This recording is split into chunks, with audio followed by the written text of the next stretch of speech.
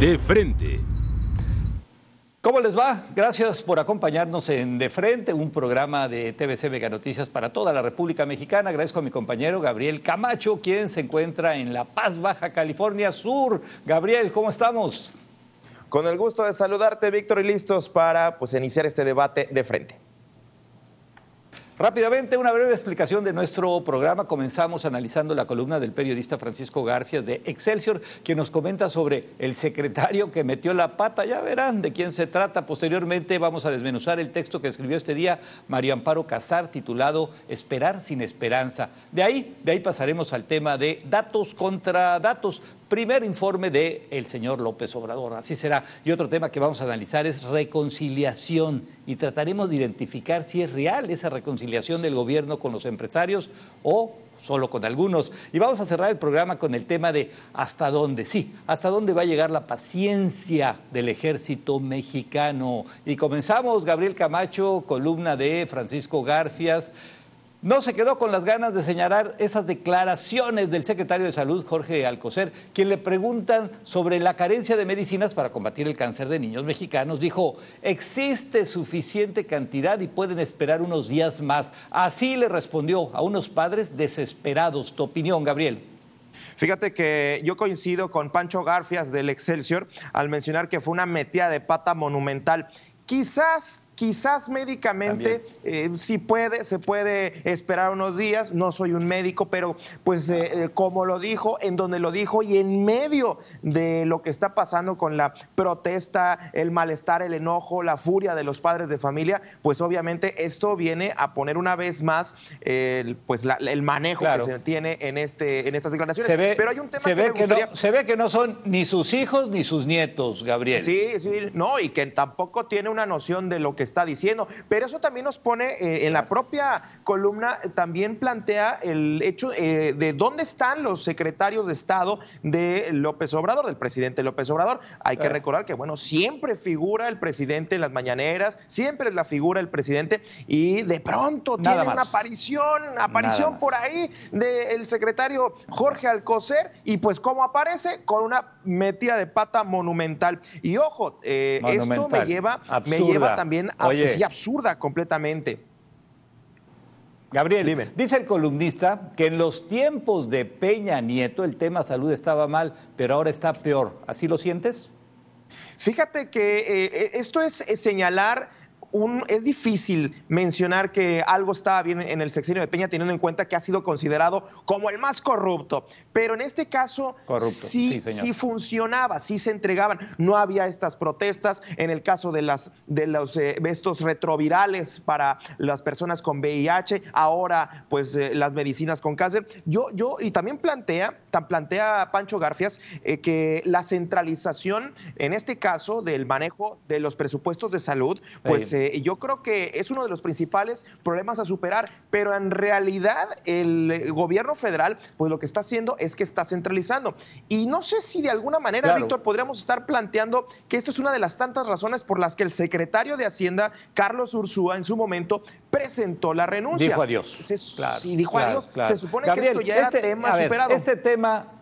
Gabriel, ¿este tema le pega a López Obrador o le perdonan todo al presidente mexicano? Es que es increíble lo que dicen sus secretarios y parece que no sucede nada. Bueno, te voy a decir una cosa, Víctor. En las mañaneras alrededor de este tema fue silencio. No hubo menciones por parte de López Obrador al respecto. Todavía el día de hoy fueron atendidos ni de la prensa, que está afín a estos que se sientan al principio, al frente, en la mañanera. No hubo tampoco una sola mención de este tema. Cosa interesante que el día de hoy estuvieron con los diputados de Morena a ver qué resuelven los padres de familia. Claro, tristemente, Gabriel, ni esa prensa que quiere López Obrador que aplauda tampoco dijo nada. Vámonos a la columna de Mario Amparo Casar, que titula Esperar sin esperanza. El tema central es el primer informe de Andrés Manuel López Obrador y nos dice la periodista que ya se han visto muchos informes en este gobierno. De hecho, las mañaneras así las identifica. Dice, ¿será algo que se dé que no sepamos en las mañaneras? En este informe que ya estamos a unas horas, a unos días, ¿habrá algo nuevo, Gabriel? Fíjate que interesante porque en realidad van, ¿qué serán? Más de 160 conferencias mañaneras y en realidad son informes diarios que pues en algunos casos no informan. Yo me quedo con algunas preguntas que plantea la propia María Amparo Casar en su columna juicio, en la columna habitual que tiene el Excelsior. ¿Qué esperar del informe? ¿Qué escuchar, qué ver? Yo me iría en este caso, que ahorita lo vamos a comentar, los cómo, porque ya nos van a informar de este primer año, pero se viene el segundo año y ahí sí quiero escuchar los cómo.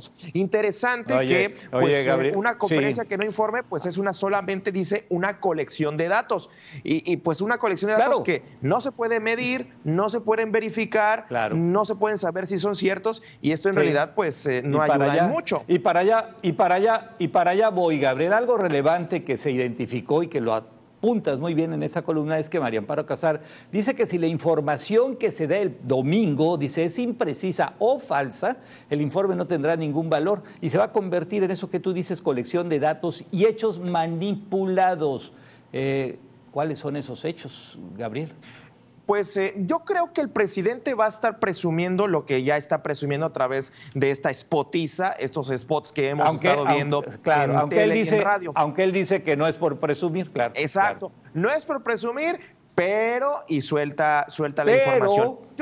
Yo creo que no va a salir de ahí, Víctor. No sé si tú tengas alguna esperanza dentro de la desesperanza que plantea Mario Amparo de ver un informe nutrido. Hay que recordar que el 1 de julio pues volvió a plantear un informe, un mini informe en este aniversario del año de la elección. Y bueno, pues siguió con los datos, siguió con sus notas. Hay que recordar que la diferencia, Gabriel, que puede haber en este informe y que yo es lo único que te podría decir es el nivel de aceptación del presidente López Obrador a los niveles de aceptación de los expresidentes en su primer año. Es decir, no va a informar nada nuevo. No, simplemente que es un hombre que lo ve mejor la sociedad. Vaya, pues en ese sentido yo creo que ha habido una fluctuación en su nivel de aceptación, pero sigue estando muy alto. Yo creo que ahí no va a haber una fluctuación mucha en relación al 1 de julio con el 1 de septiembre. Lo que sí es que alrededor del 1 de septiembre de este informe de gobierno, pues sí ha habido ciertos hechos, ciertas notas, ciertos temas que han sido pero muy desgastantes al gobierno federal y al propio López Obrador. Y ahorita los vamos a platicar. Eso es, muy bien. Vámonos, Gabriel, seguimos caminando en este programa y vamos al tema de datos contra datos, que tiene mucho que en relación a lo anterior, a lo que hemos estado platicando. Retomamos un poco lo de la periodista María Amparo Casar. Gabriel, estamos a unos días ya de que el presidente López Obrador entregue su primer informe, no él, la secretaria de Gobernación, y me voy al qué sí, o sea, ¿qué relevante será lo que nos va a decir López Obrador? Te vuelvo a insistir, ¿qué relevante será? Ya lo sabemos todo, ya nos platicó todo, ya nos contó todo. Si es que hay algo nuevo, pues no lo veo por ningún lado. Bueno, yo creo que hay varias categorías de información como los impuestos, la inflación, finanzas, inversión directa extranjera, los combustibles, los precios de los combustibles, las reservas federales, el gasto público, la confianza, el peso, la bolsa, las exportaciones, las remesas, esos indicadores que tienen números muy duros, que no hay para dónde hacerse con las propias instituciones que lo informan. Sin embargo, de este 1 de julio al día de hoy ha habido cambios, han cambiado muchos números, por lo menos esta semana que se da a conocer el número del crecimiento económico que estamos en ceros. Entonces, pues ahí tiene que haber alguna información que ahorita lo vamos a platicar, pero mira, del no crecimiento, claro. Sí, cero crecimiento, pero mira, el informe de un político siempre pues es para presumir, para mostrarse triunfante, para pues hablar bien de sus logros, de sus proyectos. Y yo no esperaría que López Obrador reconociera errores, pidiera disculpas, no sé, un minuto de silencio. No creo que vaya digamos, a manchar hasta cierto punto, entre comillas, manchar su informe con temas como Coatzacoalcos o el crecimiento al 0%. No creo que lo vaya a hacer, porque al final de cuentas es su momento. Siempre ha sido, históricamente es el día del presidente, aunque ya no es rendirle pleitesía, pero pues López Obrador va a aprovechar el escenario. Claro, ahora entregarán un informe y él dará un mensaje, como suele suceder, y en ese mensaje, y ahorita lo platicábamos, que dice que no es por presumir, o sea, que donde habla que no es por presumir, así comienzan todos estos spots que estamos viendo hasta por debajo de la sopa ahí, promocionales de su primer informe de gobierno. Y mi pregunta, Gabriel, es, ¿existe algo que presumir? Porque la verdad, de este lado, no lo veo. Complicada la pregunta, complicada la respuesta, sobre todo porque muchos de estas investigaciones han planteado que hay muchos datos que no pueden ser verificables, que no son reales, ni se pueden verificar. Yo creo que en el informe se va a plantear el mismo discurso que ha tenido en los temas. La cancelación de la pensión de los expresidentes, la venta del avión presidencial, los apoyos a los jóvenes, a los adultos mayores, la venta, el Tren Maya, todo esto que, pues, digamos que no sale de lo mismo, pero son, yo creo, un informe de símbolos, simbolismos, obviamente que generan una opinión favorable. Te entiendo muy bien, te entiendo muy bien. Y de ahí no se va a salir, no lo van a sacar, y si lo quieren sacar, pues se va a enojar, como suele suceder. Pasamos al tema de reconciliación, y es algo relevante, pues ayer mismo veíamos al señor Slim y algunos otros empresarios hablar maravillas del gobierno de López Obrador, cuando semanas atrás no eran así. Es más, era parte de la mafia del poder. ¿Llegaron a un acuerdo, me refiero a ciertos empresarios, o fue solo un momento para mandar un buen mensaje? Que, por cierto, pues hubo buena reacción de las bolsas de México. Sí, claro, quedan dos cosas claras. Una, el ingeniero Slim, Carlos Slim, pues es ya posicionado como un capitán, además de ser el hombre más rico de México, es un capitán del empresariado. Y el hecho de simplemente estar ahí y decir 3, 4 palabras, un discurso de menos de 5 minutos, con eso fue más que suficiente, como dices, para que las bolsas pues no se tambalearan, como andaban medio tambaleantes por otros efectos. Y el segundo, pues es el discurso que da la certeza de que un empresario de este calibre pueda enviar el mensaje de que con este gobierno sí se puede. Ojo, Víctor, yo creo que la presión que hubo en este caso de el transporte del gas con las empresas tanto de Estados Unidos como de Canadá, yo creo que aquí hay un tema que va más allá, y lo puedo comparar con el aeropuerto de la Ciudad de México, el nuevo aeropuerto. En este caso la presión fue de la Casa Blanca, Víctor, y del gobierno de Canadá. En el caso del aeropuerto de Texcoco no se dio la presión tan grande de otros gobiernos, y en este caso pues obviamente Estados Unidos, las empresas de los Estados Unidos estaban exigiendo tarifas justas para el transporte del gas natural a través de estos ductos, y obviamente estaban parados. Lo que me llama la atención de esto es... Simplemente pedían que se respetaran los convenios y las firmas que se habían establecido. Gabriel, ¿estos empresarios podrán convencer al presidente de retomar ciertos proyectos? Y ahorita decías el tema, como el mismísimo aeropuerto de Texcoco, ¿o es caso perdido?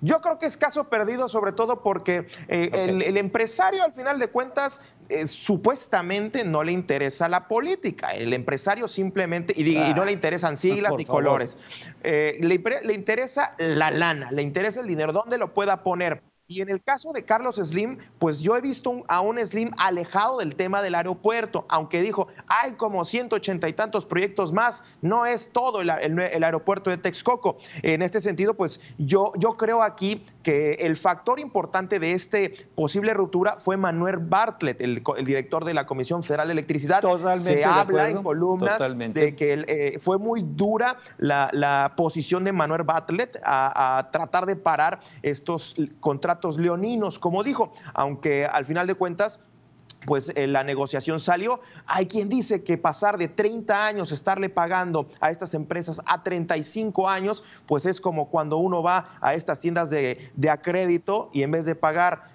20 pesos, terminas pagando 300 pesos. Entonces, pues yo no sé, claro, no estoy tan convencido de que esto sea un gran ahorro como se anunció en su momento ahí en la rueda de prensa en la mañana. Eso es, muy bien. Es que fue bueno, vamos a ver, creo que el próximo domingo vamos a identificar muchas de las cosas que estamos platicando. Gabriel, pasamos a un tema de hasta dónde, un tema por demás difícil, polémico, rudo, difícil de entender, ¿sí? Me refiero a esas agresiones a miembros del ejército mexicano. Insultos, golpes, les escupen, los desarman, los agreden y los soldados apechugan, se aguantan y se tragan su malestar. Esto hace que se pierda el respeto a la institución de más prestigio en nuestro país, Gabriel. Sí, por supuesto, claro. Yo me quedo con una frase que dijo Aurelio, gobernador de Michoacán, perdón. Él mencionaba que y cuestionaba las políticas de pacificación. Él dice, pero pacificación si no hay un ente que esté en guerra contra el Estado, hablando del ejército claro. zapatista. Y bueno, el crimen organizado, los grupos del crimen organizado, pues no están en realidad en guerra. Sin embargo, hoy, Víctor, hoy en Coatzacoalcos o la madrugada de este miércoles, pues vaya que el terrorismo, el propio fiscal Winkler consideró que fue un acto terrorista este atentado en contra de un bar y yo creo que si esto lo sumas con las humillaciones y vejaciones que han sufrido en algunos puntos de Michoacán los miembros de las Fuerzas Armadas, tanto marinos como militares, este virus de la insurrección y la humillación sí se puede contagiar, Víctor, sí puede dar pie a que esto se repita en zonas más violentas. Y esto hará que no reaccione la Guardia Nacional, no reaccione el Ejército, que no reaccione nada. Abrazos, no balazos, el pueblo bueno, el narco también es pueblo, esas frases que hemos escuchado y que han hecho que no pase nada respecto a la seguridad o inseguridad de este país, Gabriel. Y sobre todo, mira, una pregunta que le he estado dando vueltas todo el día es ¿de qué lado está el presidente? Obviamente dice del lado del pueblo, pero ¿y si el pueblo son los narcos, también está de su lado? Ya lo vimos con los diálogos que tenía la secretaria de Gobernación, Olga Sánchez, con las autodefensas. Había diálogos con supuestos autodefensas, pero al final de cuentas eran criminales. Y tuvo que salir el presidente a cancelar esa estrategia. Exacto, lo negó. Entonces, o a negarlo, pues, o a negar.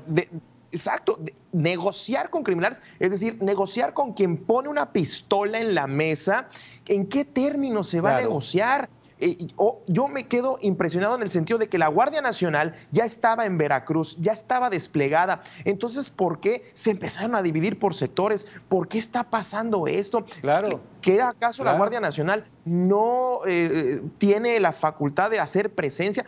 O quizás es porque ya no se ven amenazantes o ya no hay una sensación de seguridad a pesar de que esté la Guardia Nacional desplegada en estos estados. Oye, Gabriel, tú lo vas a entender muy bien esto, Gabriel. Cuando se pierde el respeto, se pierde todo. Y así lo hemos visto a lo largo de la vida, en las familias, en la escuela, en todos lados. ¿Qué va a pasar? Yo creo que es un virus. Yo creo que es un virus. Sí, yo creo que esto lo puedo considerar como una especie de virus que se puede contagiar a otros estados, otros grupos, otros. La imagen de la humillación es muy clara y creo que se va a empezar a repetir en los estados de la República, lamentablemente. Bueno.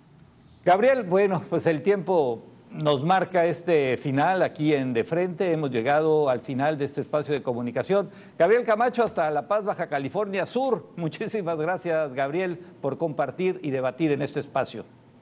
Un saludo, Víctor. Muchas gracias a nuestra producción que hace posible la realización de este programa, pero sobre todo, gracias a todos ustedes que nos permiten entrar a sus hogares y compartir estos puntos de vista que lo hacemos de frente. Que tengan una excelente semana. Yo soy Víctor Mendoza Lambert desde Hermosillo, Sonora.